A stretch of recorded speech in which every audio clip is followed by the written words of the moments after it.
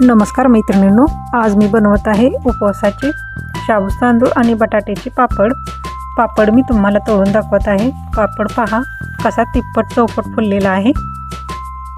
खुसखुशीत आणि कुरकुरीत असा हा पापड तुम्ही एकदा खाऊन तर बघा, प्रत्येक वर्षी बनवल्याशिवाय राहणारच नाही।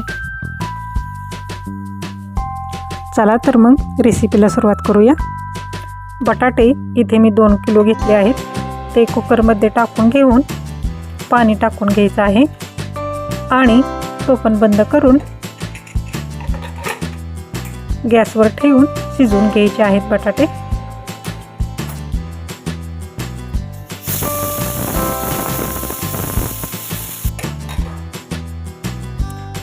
बटाटे शिजले आहेत आणि ते मी आता एका ताटामध्ये ओतून घेत आहे। बटाटे थंड होत आहेत तोपर्यंत मी शाबूत तांदूळ भाजून घेणार आहे। शाबूत तांदूळ इथे मी 400 ग्रॅम घेतला आहे।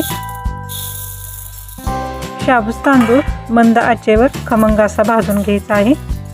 शाबूत तांदूळ भाजताना सारखा असा हलवत राहायचा आहे, नाहीतर शाबू लगेच खाली चिटकतो आणि करपतो। त्यासाठी असं पटपट हलवत राहायचं आहे। शाबूत तांदूळ असं लालसर होईपर्यंत भाजून घ्यायचे आहेत। भाजून झाले आहेत। आता मी एका ताटामध्ये ओतून घेत आहे। शाबूत तांदूळ पूर्ण थंड झाल्यानंतर मिक्सरवर बारीक करून घ्यायचे आहेत। शाबूत तांदूळ थंड झाले आहेत, ते मी बारीक करून घेत आहे।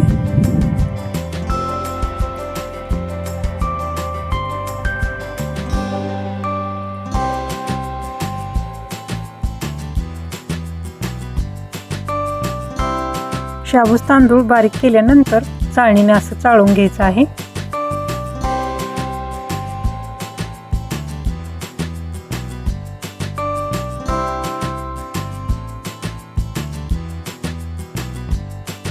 पीठ चाळून झालेलं आहे। आता हिरव्या मिरच्या बारीक करून घ्यायच्या आहेत।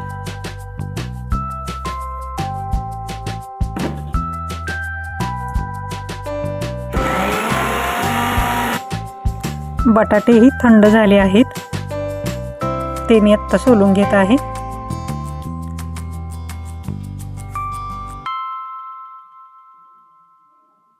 तुम्ही पाहू शकता बटाटो सहज हाताने फुटत आहे।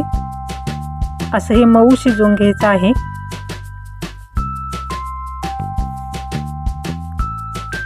आता सर्व बटाटे किसणीने किसून घ्यायचे आहेत। इथे मी लहान किसणीने बटाटो किसून घेत आहे, कारण मोठ्या किसणीच्या तुलनेत ह्या लहान किसणीने बटाटो पटकन किसून होतात। अशा पद्धतीने सर्व बटाटो मी किसून घेत आहे। बटाटोच्या किसामध्ये शाबूत तांदूळाचं पीठ मी टाकून घेत आहे। मीठ चवीनुसार टाकायचं आहे।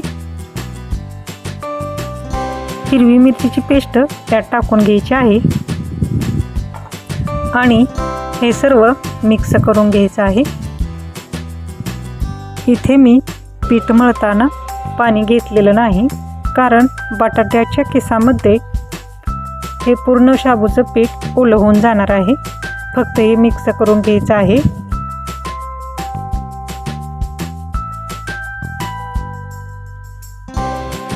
हे पीठ असं चुरून चुरून मस्त मऊ बनवून घ्यायचं आहे आणि पापड बनवण्यासाठी आपले हे पीठ तयार झालेलं आहे।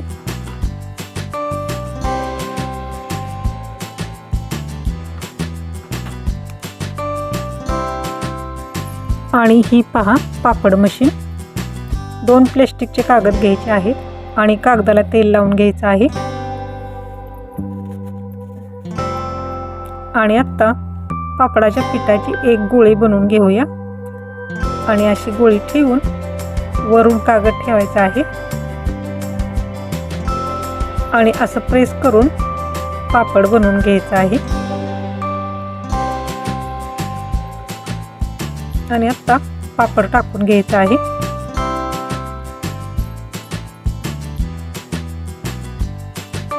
कागदाला प्रत्येक वेळेस तेल नाही लावायचं, कागदाला पापड चिटकला तरच तेल लावायची गरज आहे।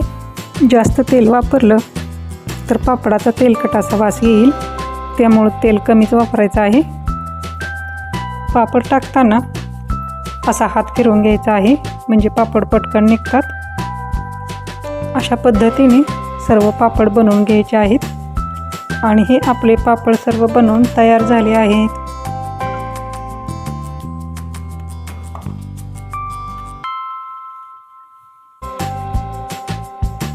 रेसिपी आवडल्यास मनीषाज किचनला लाईक आणि सबस्क्राईब करायला विसरू नका.